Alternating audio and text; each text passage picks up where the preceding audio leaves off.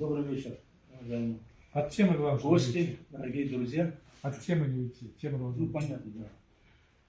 Я, как представитель таджикского народа, сожалею, что наши подростки, потомки Умара Хайяма, Авиценны, Фердаусы, это люди, которые высоко подняли таджикскую культуру, литературу на высоком уровне, еще на уровне 9-10 веков нашей эры.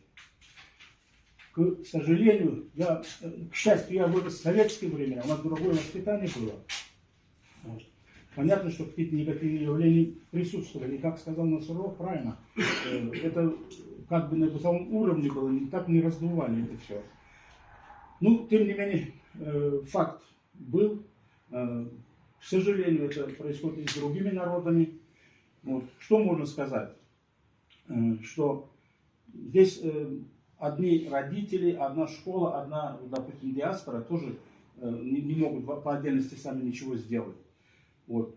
Надо, совместная работа должна проводиться. И школа не должна от этого отходить. Родители в первую очередь, потому что их дети. Ну и, соответственно, и старейшины, и представители значит, диаспоры тоже должны все совместно проводить работу с этими людьми. И вот то, что происходит на межнациональной почве, между прочим, Господь Аллах людей создал всех разными. Если мы были бы одинаково, мы были бы совсем не интересны друг другу. Каждый народ интересен по-своему. И мы не должны об этом забывать и должны относиться к этому с уважением. Я вот, кстати, многие знают, что про народы севера, которые анекдот сочиняют, я вот лично им восхищаюсь. В тех условиях суровых, климатических, в которых они живут, работают без благ цивилизации, без элементарных удобств, меня, извините, не каждый может с этим справляться. Вот. А люди, анекдоты про них сочиняют, я поняли, про кого говорю, да? Шкотский автономный округ. Вот. Поэтому каждый народ по-своему интересен, и что вот, конечно, какие-то конфликты вот бывает. Никуда деваться, наша жизнь вот такая, даже на государственном уровне происходит.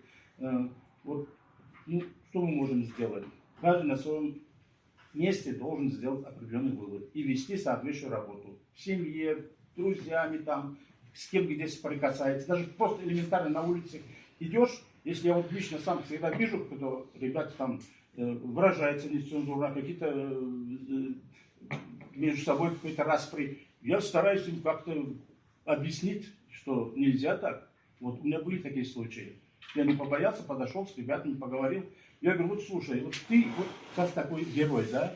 Вот, матюкаешься, извините за выражение, выражается нецензурно. Я говорю, а если мимо пройдет твоя бабушка, мать твоя или сестра твоя, ты тоже так же будешь ругаться? Я смотрю, они утихомирились и совсем как-то по-другому себя повели. То есть, вот еще